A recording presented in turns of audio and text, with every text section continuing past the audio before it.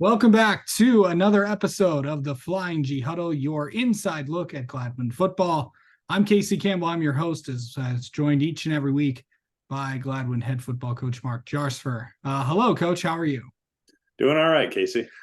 All right. So, tough loss to Ogama Heights this past weekend. Obviously, that will conclude the 2023 Gladwin football season. So just kind of recap the game a little bit, and we'll just start from the beginning. We'll go from there. Okay, yeah. So offensively, we were able to get on the board first and start the scoring. Colton Finnegar started with a touchdown pass to Trace Corlew for 29 yards, and Seegert made the extra point. Just a little post route across the middle. Great thrown ball, great catch, and he was able to scamper into the end zone. We were able to get another defensive stop, get the ball back, and connect pretty quickly on a second passing touchdown with Jace Massey for 79 yards on just a little out route. Great block out there from Colin McDonald to kind of get in front of the guy and that he was supposed to be blocking, and honestly take out two guys with one block, which freed Jace up for a long run. Seegert's extra point was good. That put us up 14-0. Another defensive stop and another good offensive possession. Preston Willert capped off a drive with a 24-yard touchdown run. We ran like a little power play off tackle to the right, and he was able to find some daylight and scamper in. And then Seegert made his extra point to give us a 21-0 lead. And then from there, Ogama was able to get a couple scores before the half to give them some momentum going in. They had a Carter Schmidt 21-yard rush for a touchdown with a good extra point, and then off from an offensive interception that we threw, they were set up in good field position on our side of the field, around midfield, but our side of the field, and they were able to convert on some fourth down conversions. Just kind of a side note, they were 4 for 4 on fourth down conversions, and obviously that played a big part in extending drives for them and ultimately providing them an opportunity for a comeback and a win. But once they got the ball on our side of midfield with that turnover, they were able to connect with Carter Schmidt on a 42-yard touchdown pass that made the score 21-14 with only a minute 39 left in the first half. From there, we ran the clock out and took it into halftime, and so the halftime score was 21-14. Their ball coming out of the break, and so in the second half, is much more of the same. Kind of a back and forth, no one really scoring. Ogama was able to get in on a pass play for 20 yards to make it 21-21. That was scored at the end of the third quarter. And then, again, off, I believe, a drive with 2 more fourth down conversions, they were able to take the go-ahead touchdown in with Carter Schmidt running it in from 2 yards out, to put them up 28-1. We were able to get down into scoring range again on our last drive. We got down to about the 10-yard line, and things were going pretty well, but we ended up turning the ball over there. They recovered. We only had one timeout left, and so they took 2 knees. We took the timeout after the third, or after on third down. So then they kneeled it on third down, but they still had to snap it one more time, with it being fourth down with about 5 seconds left. We almost caught a break. They tried snapping it on fourth down to take a knee, which would have turned the ball back over to us on the 2-yard line. However, they had a false start there. And so we knew that they were going to try to safety themselves to end the game, and so we sent like kind of max pressure on that to try to expedite things because there's only 4.5 seconds left, and we were able to get the safety, obviously, which is what they wanted, and it was just as time expired. And so, ultimately, just came up a little bit short. But you got to give a lot of credit to Ogama Heights. That's a big, strong, physical, good football team that's now won 9 straight games. They have a ton of confidence going for them, and they showed tremendous fight to be down 21-0 and still keep their heads on straight and keep fighting and get themselves back in a position to pull out the win. So, I have nothing but respect for them and wish them well on the rest of their journey in the postseason this year. Yeah. So of course, kind of just wrapping up the season. We'll do it later on in the show, but just recap the 2023 year. Yeah, I mean, it was a year that, obviously coming off from a state championship the year before, we set our expectations on really just competing in every game because nothing was going to be given. Everybody wanted to use us as a measuring stick. Everybody wanted to be the first team to knock us off, and we were very aware of that. We lost a really good senior class last year, and we needed guys to step up big this year. And luckily we had another good senior class, and they were able to do that.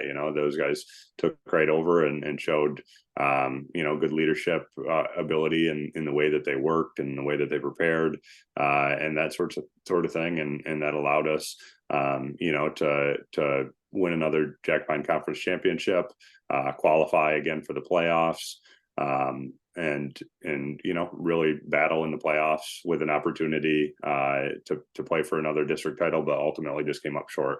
And so, as far as kind of a legacy, it was always going to be difficult to be the team that had to follow up the state championship group, but I think that this group did it like a very admirable job, and just continued to work and regardless of what the circumstances were, just kept their heads on straight and pushing forward, and did a really good job of setting an example for our underclassmen, that if you continue to work and do things the right way, that anything is possible, and it will more times than not lead to victories. And so our program's in a really good place.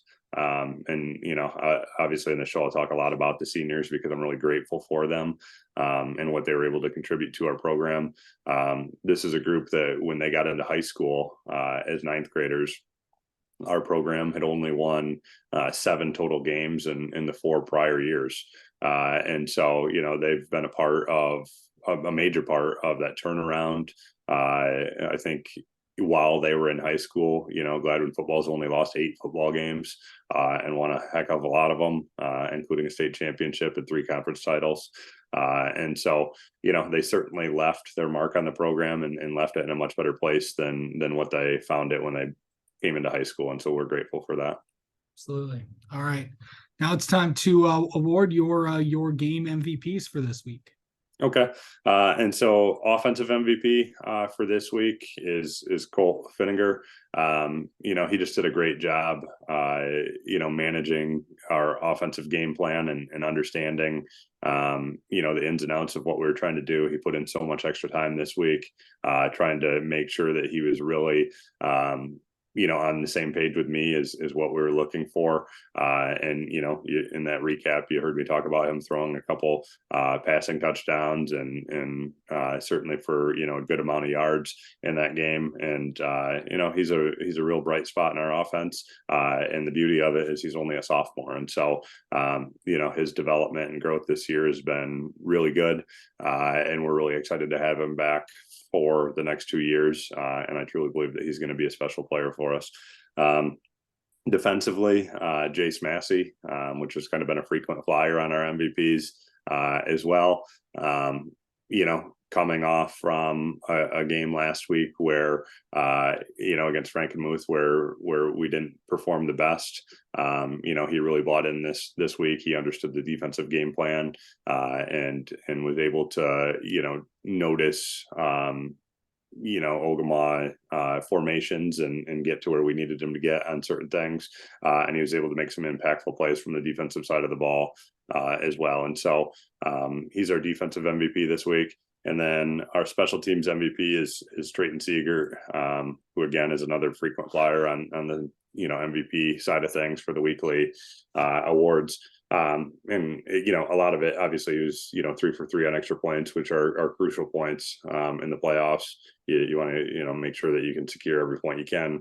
But again, just a really nice job of punting and being able to flip the field and set us up in a good position to be able to play defense on a long field and those sorts of things. And so he's been a phenomenal asset for us, and he was again on Friday.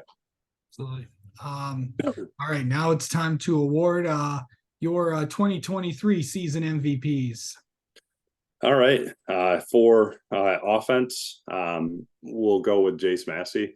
All of these guys are going to be seniors. I think that's a fitting way to kind of send them off and, as a tribute to pick just seniors for the season MVPs. A lot of these other guys still have a lot of time in front of them, or at least more games in front of them. And so, we want to keep them hungry. But Jace Massey he was just an unbelievable offensive weapon for us. When I was kind of totaling up all of his stats, because he did so many different things. He played quarterback, he played some running back, he played receiver. He really did everything for us. He ended up with a little over 1,000 yards of offense this year. Between all of those different roles, he had 15 touchdowns offensively, and then he averaged over 10 yards a touch. And so, it's obviously a pretty special player that, over the course of the season, every time you put the ball in their hands, you get a first down. And so, that's going to be a huge loss for us going forward. His athleticism and size and height, weight, speed, all of those attributes are really special. And he's been a 3-year player for us. And that's going to leave a big void in our offense. And so, again, we're grateful for all of his contributions, and he's very deserving of our offensive MVP for this year. Defensive MVP, Braden Ritchie, he's another 3-year varsity starter. He had 73 tackles on the year, 2 tackles for a loss, an interception, a fumble recovery, and really kind of took on, kind of a leadership role on our defense, and did a great job of playing within our scheme and being selfless and doing things that we needed him to do to be successful. And so I truly believe the outside linebacker in our defense is one of the hardest positions to play, because we ask you to set an edge and be physical and take on blocks and blow stuff up. Well, 1 week it's that, and then the next week, you're up on the line of scrimmage and you're squeezing down and you're, taking dive backs and opening things up for other people. And we need you to get back in pass coverage and all sorts of things. And so you have to be, a big, strong, athletic kid to play that in our defense. And he played it on the strong side, as good as anybody for the better part of 3 years. And so he's another one that's going to leave a big void in our defense. And we need guys that are going to be able to step up and fill that void for us. But Braden Ritchie's our defensive MVP. And then our special teams MVP for the season is going to be Trayton Seeger. Obviously his achievements from last year are well documented, but he is a kid that just has ice in his veins. He loves to compete, and he really loves every aspect of competition. For extra points this year, he was 38 of 44. He had 1 field goal for 28 yards. He had 17 punts for a 34-yard average. Which kind of getting back to talking about flipping field position and those types of things. I mean, obviously, every time you punt, you're gaining 34 yards of field position. Sets your defense up good to be able to, get stops and those sorts of things. And then with kickoffs, same type of deal. He had 12 touchbacks on the year. And so, when you're able to put the ball in the end zone off from a kickoff, in high school, it's a huge advantage because the offense starts then at the 20-yard line and has to go 80 yards against your defense in order to score. And so he's an absolute weapon. We knew he was going to be a weapon on special teams coming in, and he's another 3-year starter for us. And so, you know, we've been fortunate to have a lot of these guys for a long time. And obviously they've been really impactful players for us. But with that being said, you know, it's going to leave a void in their respective areas, and you know, we're going to need other younger guys to step up and fill those roles if we want to continue to be successful. So Trayton Seeger is our special teams MVP for the season. All right.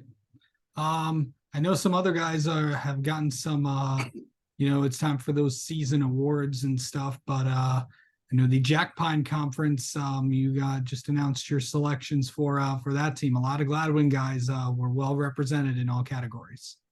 Yeah, absolutely. And so I'll just take a minute here and kind of go through them. You know, our guys that received JPC All Conference first team honors offensively: Jace Massey as a running back type, Trace Corlew at receiver, Logan Klein, a 4-year starter, you know, right tackle for us, and another big time player. He was his first team offensive tackle. Hunter McDowell, another 3-year player, senior, at guard for us. Donovan Reed, really cool story for Donovan. You know, last year as a junior, we had, you know, our offensive line set. He wasn't going to see much time there. We offered him the opportunity to go back down to the JV team for a half each game just to get some game reps. And you know, while a lot of guys would probably scoff at that opportunity being a junior on the JV team, you know, we kind of laid out why we wanted that and the vision that we had with that, and an opportunity for him to develop with game reps and that kind of thing. And he took advantage of it, and he took the off season tremendously serious and was able to improve his strength and be kind of one of the top 3 strongest guys on our team. And he earned his way into the starting center role this season as a senior, and ended up being unanimous choice first team all conference center. And so a really cool story for him. And it kind of shows, you know, that you can persevere through hard work and find your way in a position to contribute to a team. So really proud of him. And then to round out our first teamers, Trayton Seeger at kicker. Defensively for first team honors for all JPC, Jace Massey at defensive back, Trace Corlew at defensive back, Logan Klein at defensive end, Braden Ritchie at linebacker, and Trayton Seeger as a punter. Moving on to second team honors, offense, Preston Willert at running back, Braden Ritchie at running back, and then Aiden Samolak at offensive tackle. He was our left tackle. Moving over to the defensive side for second team honors, Hunter McDowell at defensive end, Daniel Tackett at defensive tackle, another senior, you know, Jaden Miskey at defensive back, and then Preston Willert at linebacker. And so definitely very well represented on the first and second team. And then we had a few guys garner honorable mention honors as well. Offensively, Colton Finnegar at quarterback, Jaden Miskey at wide receiver, Daniel Tackett at guard. And then defense, Matthew Lechner did a good job of kind of moving up a level from linebacker to defensive line and playing nose tech for us, which is another you know, tremendously important position in our defense, playing a 3-4 like, you know, defense. That's not very many guys in the box, and you got to have a guy that can, you know, be selfless and take care of business at the nose. And he did a good job working into that in the second half of the season, and kind of was rewarded as an honorable mention all conference defensive tackle. Harvey Grove, our freshman, you know, he could have made an argument that he's one of the top 8 linebackers in the league as a freshman, but he was honored as an honorable mention, and so we're really excited for his future. Josh Lininger, another senior at linebacker, Scott Inchko, another senior at linebacker, and then to round out our honors for that, it was Brady Dickinson at defensive back. And so you know, when you kind of look at that, that's a lot of spots on the all conference team. And, you know, we have a lot of good players. And so it was cool to see them kind of get that deserved recognition on that team. All right. Let's now it's the time for to talk about another staff member this week. Okay. This week I'm going to talk about another guy that's a volunteer. You know, and when you kind of look through this, I've talked about a lot of volunteers, which is super important because these are guys that are not getting paid, and they still, you know, put in a tremendous amount of time to help make this thing go. This week I'm going to talk about Chris Nash. You know, he is our speed and agility guy in the summer, and so you know, he makes a trip over 3 times a week to train speed and agility with our guys for an hour, and does a phenomenal job with that. Our guys love him. You know, they give him a hard time nonstop, but you know, it's out of jest, and obviously, you know, and just because he's a guy that they like and get along with, and he pushes them to be the best that they can be.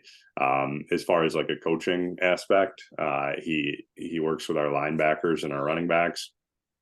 He spends a lot of time on film, you know, with scouting and in different areas that we ask of him. And most weeks he's, you know, willing to take on more responsibility whenever we need it. And so, you know, getting our guys, and then, you know, obviously in the winter when we're working on strength training stuff, he has a degree in exercise science, owns his own, you know, training company and with apparel, One Rep Above. And so I'm able to bounce, you know, strength training ideas off from him and kind of use his knowledge of that to build our off-season training program. And so, you know, I think that, you know, in the area, our guys are, you know, just as strong as any. And Chris is a big part of that with his knowledge and years of experience in that. And so just another guy that's a volunteer that we're extremely grateful for. And without him, I'm certain that our program wouldn't have the near the success that we've been able to have over the past few years. Yeah. All right. I know there's also obviously a lot of people that I know it's the end of the season, so I know this is a lot of time to but I'm going to hand you the floor and offer anybody that you want to. This is kind of your. I'm going to give you the floor and give you some final thoughts on the year, and if you want to thank anybody, you can. Okay. Yeah. I mean, first and foremost, like football is, you know, it takes an enormous amount of resources to make this thing happen. And, you know, starting at the top, you know, this year we have a new superintendent, Chuck Frisbee. He's been great to work with and very supportive of the things that we do as a football program. And we're, you know, really happy to have him on board. You know, Lauren Wetmore, our athletic director, you know, she does so much for us in terms of getting, you know, things around, and I'm a pretty needy guy, and she does her best to accommodate those things. And I know she's a top fan listener to the show. She's always giving me pointers and feedback on the show. You know, a lot of times I don't know if it's because she likes to listen to me or us, or if it's just because her newborn's up in the middle of the night and she's got nothing else going on. But either way, she listens to the show religiously, and you know, like I said, she's somebody that's always thinking ahead and doing a good job for us. You know, in terms of all of the things that go into a football program, whether it's busing or scheduling or whatever it is. And so we're really thankful for everything that she does for us. Our principal, Elizabeth Brown, is somebody that I look up to and you know, really has done a good job with our school culture and helping making sure that we're, you know, putting good people out into the community, and she's been really supportive of our football program and everything that we want to do, and is just a real supporter, and we're really grateful for her. Our maintenance crew for getting the practice fields and game fields ready. You know, we're still up here playing on a grass field, and they do a great job with that. I believe it's one of the best grass field facilities around as far as playing surface goes, and so we're really grateful for them. And I'm sure, you know, that I'll miss a group of people that do so many things for us. You think of all the volunteers that go into announcing and doing the score clock and taking tickets, and Terry Rockoff working the concession stands, and Michelle McDonald with organizing all of our parent stuff and all the parent support that we have. Moving on to coach's spouse, like my wife, and I know a lot of people on my staff. We're gone and essentially out of the house from August until now November. Last year was December, and that puts a lot on the shoulders of the spouses in terms of raising a family and keeping up on the house stuff and all those types of things. And so, we are very fortunate to be able to do the things that we do and have an impact on young people. But none of that would be possible without, our wives that kind of pick up the slack at home. And so grateful for them.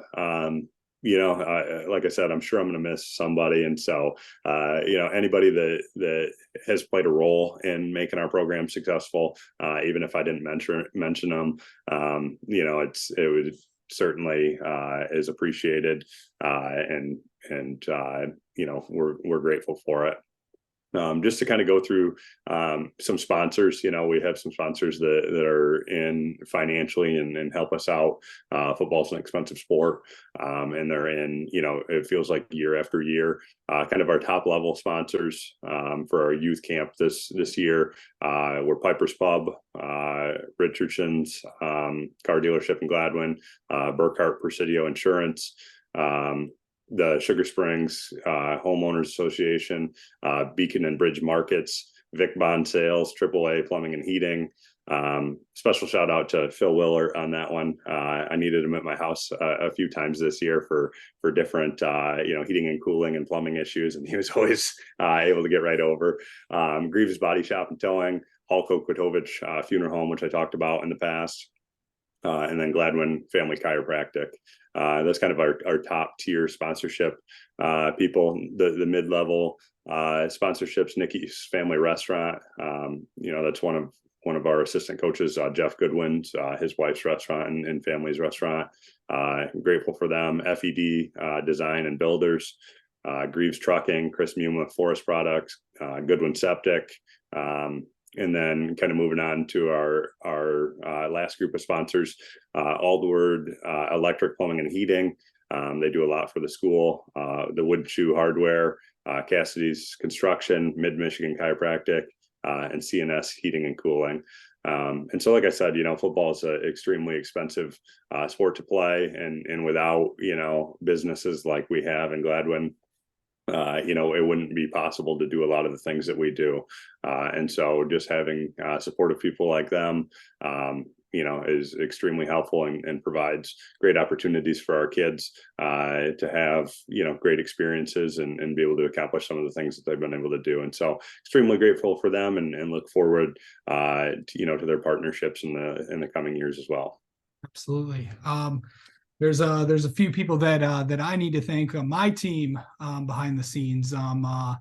Two people I want to thank, obviously, the business manager, Jason Tracy, one of the best in the business. Thanks for all your support as well. And if you've noticed all the graphics on these videos, they are made by Jeff Tenbrook of J10 Marketing. So thanks to those two for all the help behind the scenes on my end. And also special shout out to all of you for watching this show every week. This is the first time that I personally have ever done this, so it was good to catch up with Mark every week, and seem a lot of people in the community seem to like it. So if you like this, let's do this again next year. So this is going to be a fun. Obviously, it's always tough to say goodbye for the year, and obviously we with all the seniors and stuff, but it should be fun as obviously a lot of everyone will be back next fall with a newly revamped Jackpine Conference. A lot of new faces on this team, losing 17 seniors. But obviously will be interesting to see how all this goes. But special shout out to all of you for watching the show every week. That's going to do it for this week's this week's episode of the Flying G Huddle, and this will also be the last episode this year. So thank you so much for watching. We will see you. We'll have a few updates maybe throughout the year, but if not, we'll probably see you in either July and August for the preview of the 2024 season. So for Mark Jarsfer and Casey, I'm Casey Campbell. Thank you so much for watching, and thanks for all the support throughout the year. It is truly appreciated. And have a good rest of your year. Happy Thanksgiving. Happy Thanksgiving, Merry Christmas, and everything else as we get into the holiday season in the next few weeks. So we'll talk to you all later on.